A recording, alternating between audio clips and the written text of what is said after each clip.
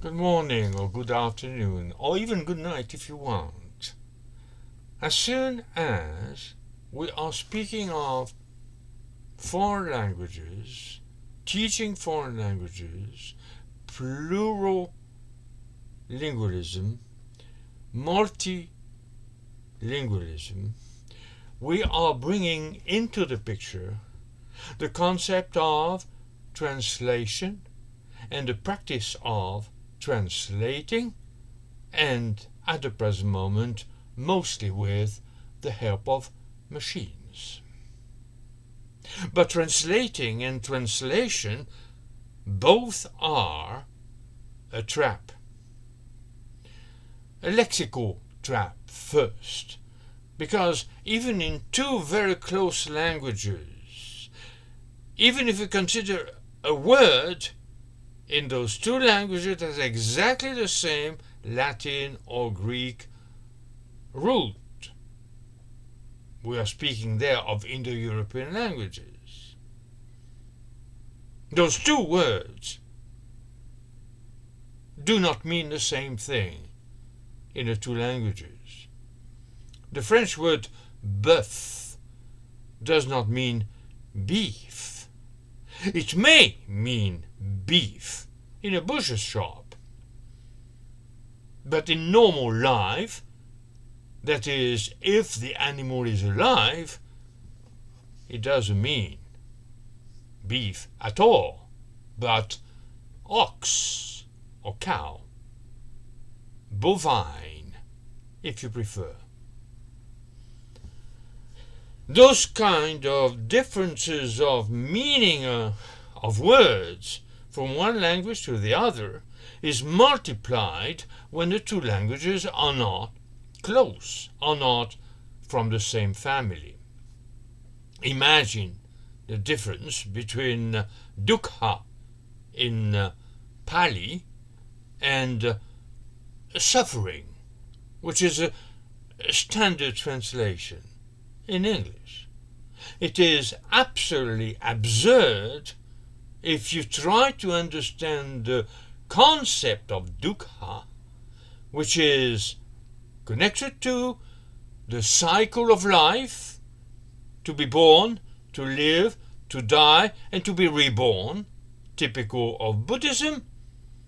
And it is that fact that everything has a beginning and an end, that everything comes to that end, that everything dies, everything disappears, everything transforms itself into something else. It is this idea, this situation, that creates the concept of dukkha. Of course, someone who's in love with a person and that love comes to an end may suffer slightly. But the suffering itself is not dukkha. The suffering is a consequence of dukkha. If life is a cyclical process or procedure in every single dimension, you will be suffering all the time, because all the time something you like is going to come to an end. At the same time, you might rejoice because something you dislike is also coming to an end. So suffering is not exactly the proper translation of the dukkha. That's what I say. Translating and translation are traps for words. But imagine what it could be if you took into account the syntax of the language. Just to give you an example, coming from Samsung users books, the question of this English sentence, which is the first one given by Samsung in its manual, is this English sentence: if you feel discomfort, such as muscle spasm or disoriented, and then the rest of the sentence, cut off the machine. If you look at the translation they provide you with, and I'm going to look at it first from in German. Falls Muskelkrämpfe auftreten oder Sie sich desorientiert fühlen, and then the rest of the sentence. The great difference is between the you feel disoriented in English and Sie sich desorientiert fühlen in German. The German pronominal form of the verb makes it a mediopassive or median voice. That is to say, not a completely passive, but in fact the subject himself is just the one who is suffering from the action, and in this case the suffering, the feeling he gets is desorientiert, which is a past participle of the verb desorientieren, and we have a passive meaning, but not a passive voice. That's a mediopassive, whereas in English you feel disoriented. Disoriented is passive, definitely, and you feel is just an experiential verb. You get the feeling of you are not active as for it, you are absolutely submissive to the feeling that comes from the machine, so turn it off. Those differences, if you look at French, the French translation provided by Samsung himself, en cas de sensation d'inconfort ou de douleur musculaire, and the rest of the sentence, you find out that first, you feel, or Sie sich fühlen, or Sie fühlen sich, if you prefer, has disappeared as a verb and has become a noun in French, en cas de sensation, that is distant, cold, cut off, nominalized, no action. D'inconfort ou de douleur musculaire, but there were three things in the original. In German, Muskelkrämpfe and desorientiert, and of course fühlen. In English, you feel discomfort, such as muscle spasm, or disoriented. Desorientiert and disoriented has completely disappeared in French. The passive element has completely been erased. And that has a value. People react to those things, to those elements in a sentence. And I would even say that disorientiert or disoriented is a fundamental element, because that has nothing to do with douleur musculaire and inconfort, that is discomfort and muscle spasm in English.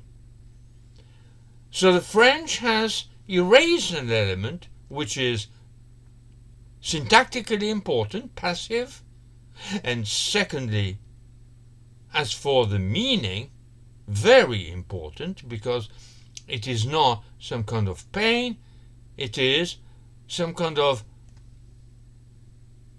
bizarre feeling that you are like getting off this planet. You are levitating over the planet, maybe. So that is what I say. Translating is a trap. You produce in another language than the original one something that doesn't necessarily mean the same thing. That's the first element you have to keep in mind. And in foreign languages and teaching foreign languages, it's always present. The second element you have to keep in mind is that we have to get rid of the concept of mother's tongue. There is no real maternal tongue. That concept of the first language of a child should be the mother's tongue is absurd. In a family, you have the mother's tongue, the real one. The father's tongue, the real one. In many families in Europe, at the present moment, you can have two languages in the family. One is the mother's, the other one is the father's. Which one will be dominant for the child? We don't know. They might be equal. So it is not a mother's tongue. It is two first languages.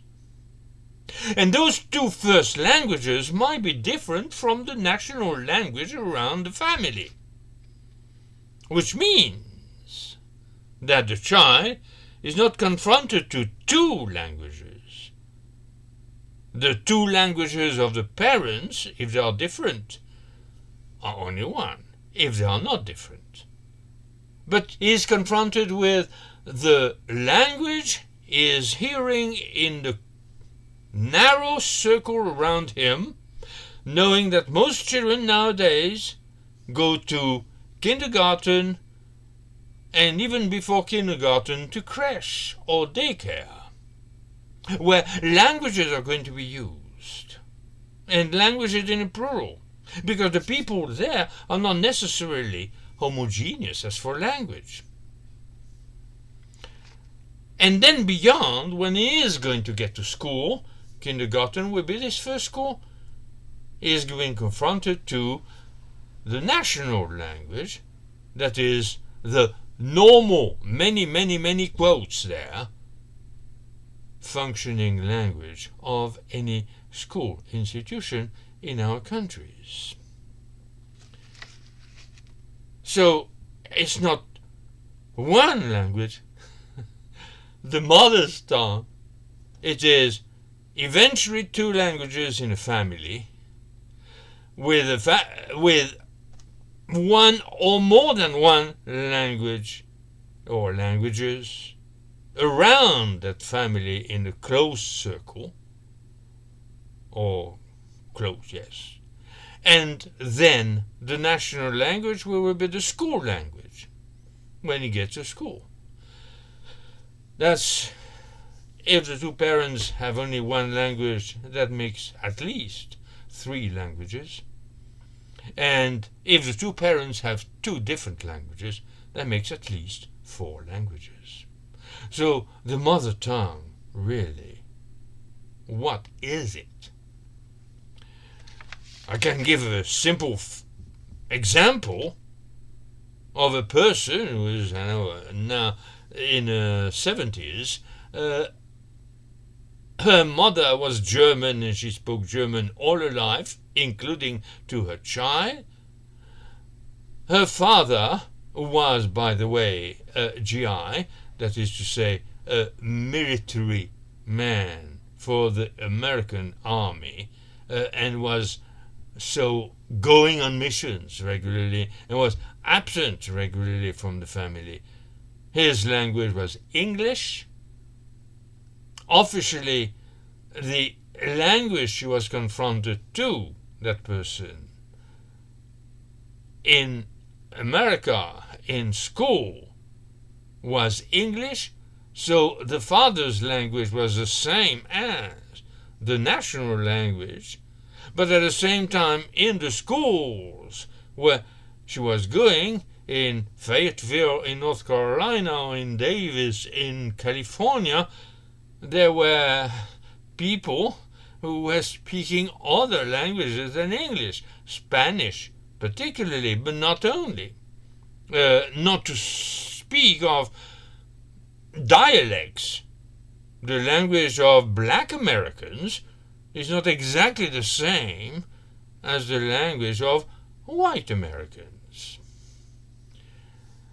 And so that's the palette of languages that person was confronted to, and I probably don't have them all, since the father was of Italian immigration in the US, which means that there was another language which was Italian behind in the father's family.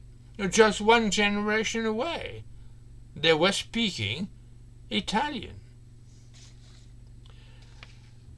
So when you take that, you have to wonder what this situation is for the child, what this situation is for the family, and what this situation is for the community, for the school system, for the state.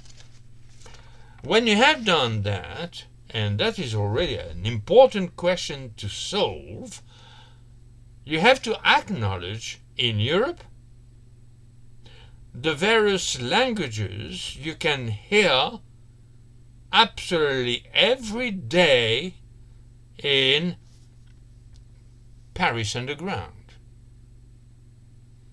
For one, or in the streets, in Paris, in Lyon, in Marseille, in Bordeaux, in all those big cities. And even in rural areas, it's not only one language, far from it. You can hear languages of all the families of languages in the world. You can hear Semitic root languages absolutely every day if you want. Hebrew and Arabic. Arabic is maybe more present than Hebrew in our daily life, but it's not very difficult to find some Hebrew in Jewish communities, Jewish groups of people, and they are in the street like anyone else, and they actually may speak Hebrew or some Hebrew apart from French or Yiddish or some other dialects or language. The second group of languages you're going to find are the Sino-Tibetan or Tibeto-Burman isolating languages. And in Europe, it's going to be essentially Chinese, Chinatowns in all the big cities, and Vietnamese, particularly present in France because of our colonial history. But it can also be Tibetan here and there, is because the Buddhist community is essentially organized by the Tibetan diaspora, and they speak Tibetan or use Tibetan more often than Pali and Sanskrit in their Buddhism. Then you can, of course, have people from Cambodia, people from Thailand, and people from other countries like South Korea or Japan, and many others. Those languages are present.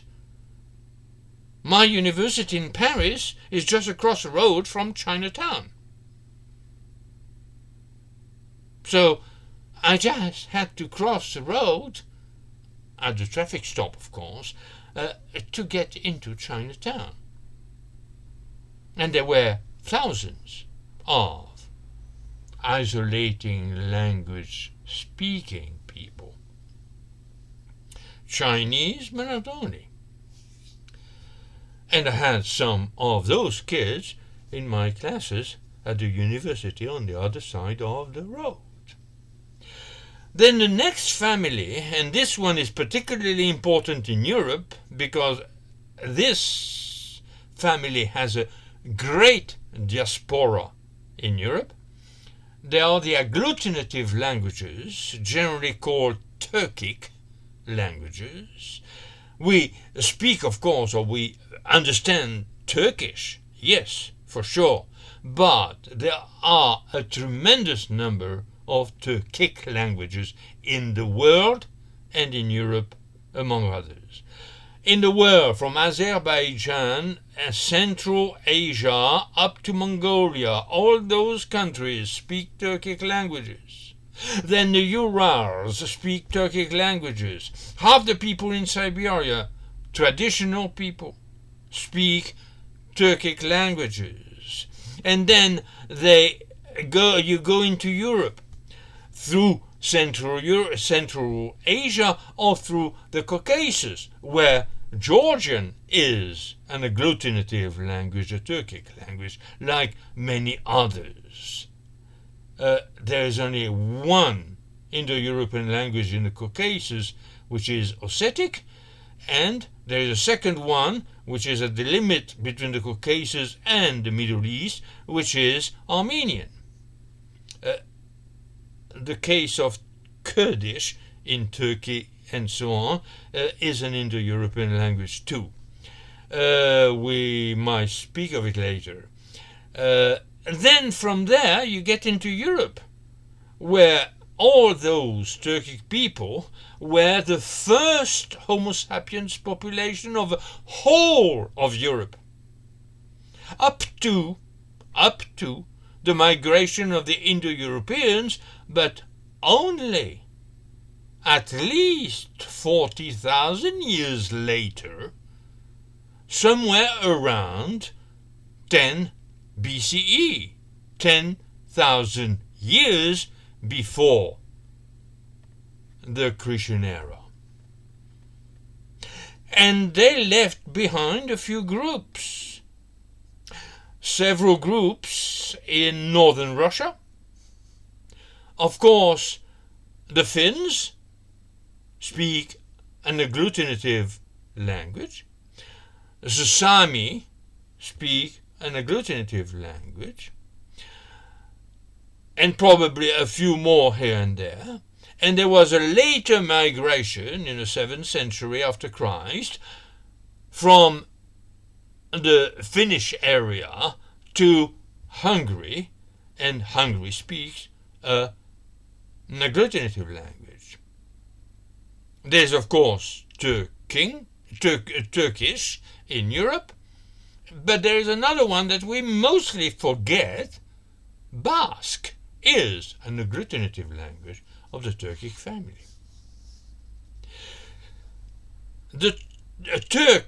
Turkey has a diaspora in Europe. A lot of Turks are in Europe. And of course, most people make the mistake of thinking that since they are Turk, they speak Turkish. Absurd. In Europe, maybe 1/3 of those Turks don't speak Turkish at all, but speak Kurdish. And Kurdish is an Indo-European language. The next big group of languages that you can find in Europe are Indo-European and Indo-Aryan languages. Indo-European, where the Indo-Europeans arrived in Europe and colonized Europe somewhere around 10,000 years before Christ, and they brought agriculture and they brought herding and so on and so on. So they established themselves in Europe. So Indo-European languages are natural in Europe, I would say. Indo-Aryan languages are the result of a migration that is over the centuries, but particularly because of the colonialism of European countries, like France a little bit, but as for Indo-Aryan languages, England, the United Kingdom was essential, with India, Pakistan, Bangladesh, and a few other areas that they colonized.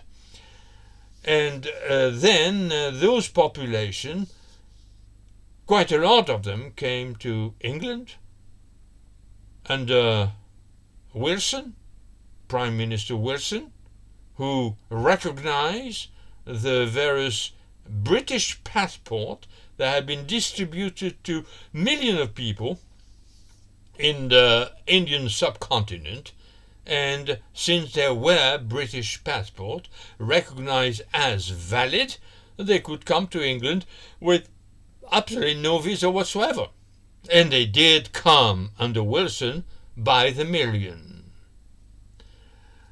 But they also came to the rest of Europe, and in France, for instance, we have a lot of Indian, Pakistani people, but we also have a lot, and that's a particular case, of Sri Lankans. Why the Sri Lankans? Why are the Sri Lankans coming to France rather than going to England, though they had been colonized by the English for a century and a half? That is a question that you have to ask them. But you have plenty of fruit, mostly fruit, vendors on the sidewalks around the underground stations in Paris, and most of them are from Sri Lanka. And most of them, is surprising, are not Buddhist. They are from Sri Lanka, but most of them have the sign on their forehead, a little dot of paint, have the sign that they are Hindus, which mean that they are not Sinhala people, but Tamil people from Sri Lanka. So, once again, why did they come to France? I don't know. But they are there, and they probably are somewhere else in Europe. Then, after that fourth group of languages, you have a fifth group that we forget, and they are yet very visible. Some are coming from Guadeloupe, some are coming from Martinique, some are coming from La Réunion, some are coming from other islands here and there, and are French citizens, but many are not, and are coming directly from Black Africa. And most of them speak Black African languages, which are class languages.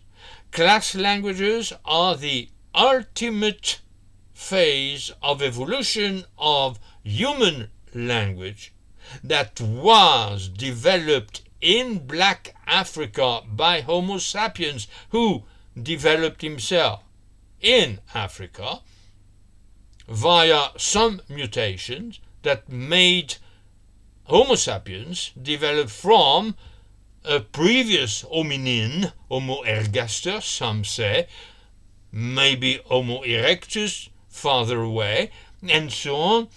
And they started emerging 300,000 years ago. And those mutations gave the new species the possibility to rotate consonants and vowels.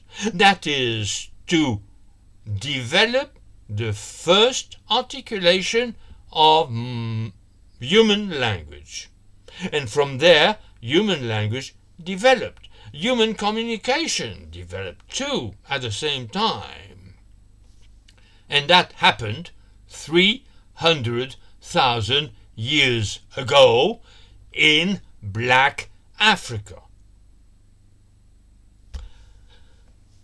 And those people from Black Africa are an extremely important community in Europe.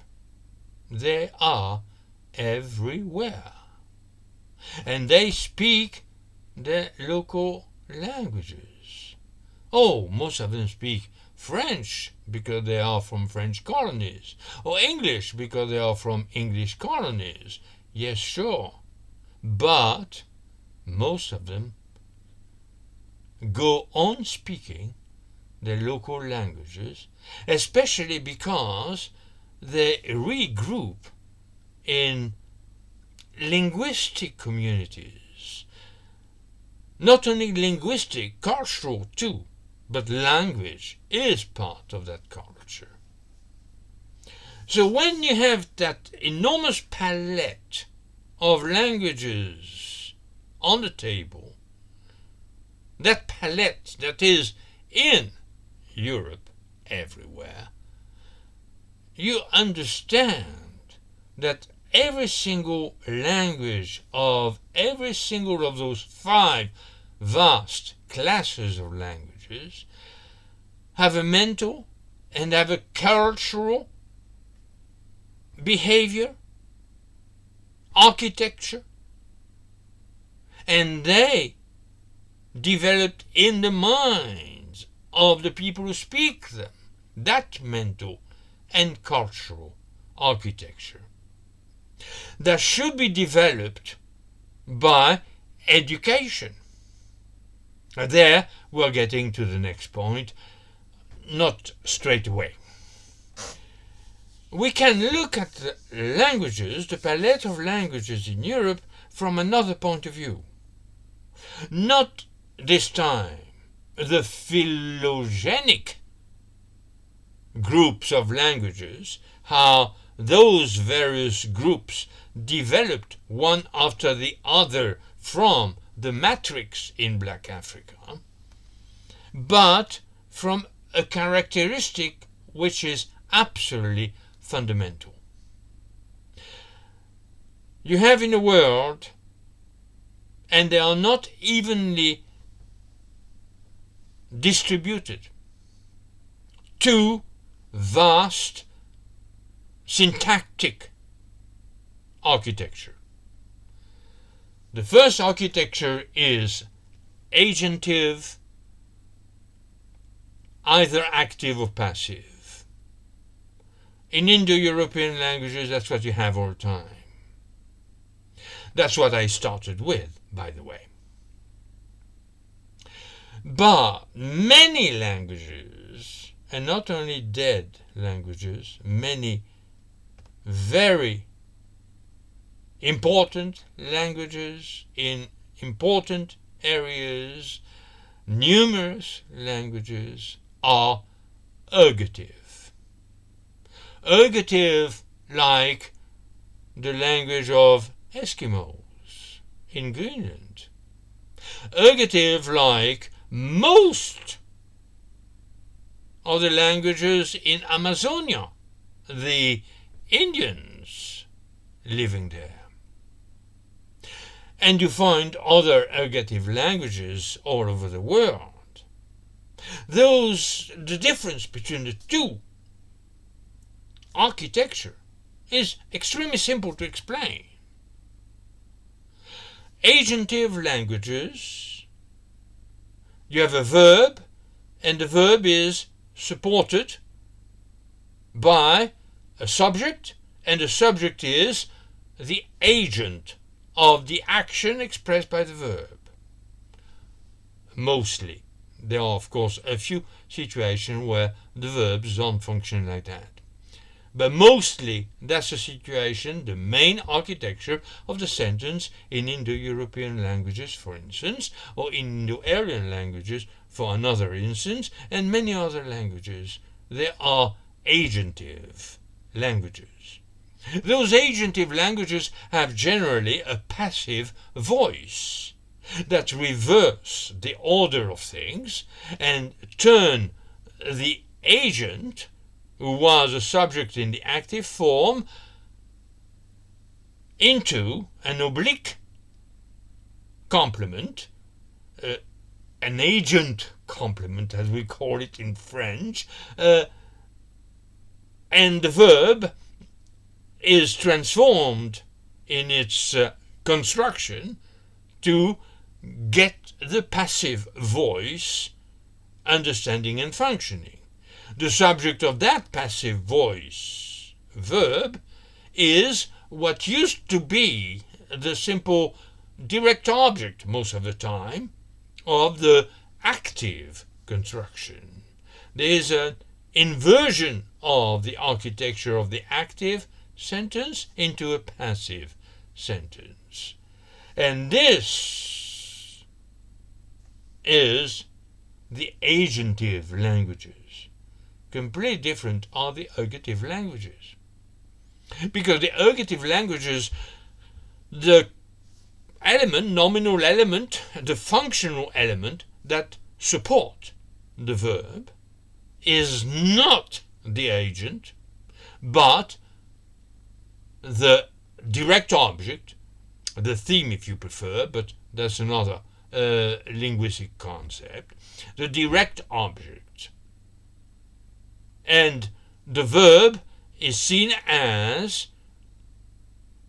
the action that is attached to that direct object, that is the target of the verb, that is the one, the item that submits to the verb and suffers what the verb is expressing. Where is the agent? The agent is in a sentence, yes, but as an oblique case, not as the main supporting element. You see two cultures. The agentive languages, they see the world through the eyes of someone who is going to give action, describe actions from the point of view of the one who makes it, performs it. Whereas in the other case, the world is seen from the point of view of the item, the functional item that suffers the action of the verb. That is the one who has to accept, to submit to that action. Two philosophies can develop from there. Two visions of the world can develop from there. Two ideological, religious, ritual conceptions of the world can develop from there. A study has not been done about this simple fact. Was there, originating in Black Africa, from the very first matrix of human language, was it active, agentive, or was it ergative? That question has never been asked. So we don't know. And then languages, the old forms of most languages after the migration out of Black Africa, migration that started around 200,000 years ago, and were several waves, three vast migration, but the last one with two waves, that makes nearly four. We don't know those old languages. They were not written. Writing started, they say, around 3,500 with Sumerian, which is wrong, by the way, but never mind. They are older writing systems, but they have to be really studied. And the oldest writing systems might be in the Americas. Then we don't know about Asia because China is just catching up on archaeology. So we still have a lot to discover in China and Asia when archaeology is going to finally catch up. But never mind who is the first, because that's not important. Sumerian was ergative, where these older languages mostly agentive or mostly ergative. Was the normal or the maximum vision of the world in, let's say, 250,000 years ago, was it an ergative vision? That is, we submissively accept what is happening because we are suffering from it. We are the target of those actions. Or was it we are active and we are building the world? The two were probably present, but what was the proportion? At the present moment, ergative languages are the minority. Were they the majority 250,000 years ago? At a time when Semitic root languages emerged.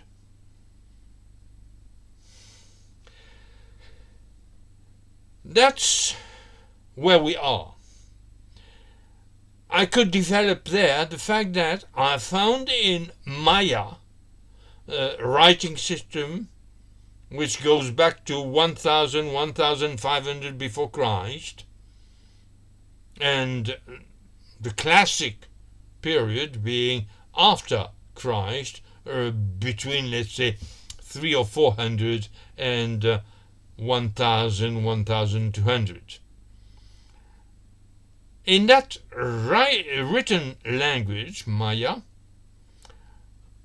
I have found a few elements that proves that Maya must have been ergative. The agent in a sentence or in the name of a person which is a sentence is marked as an agent, whereas the object of that sentence or that name of a person that is a sentence is unmarked.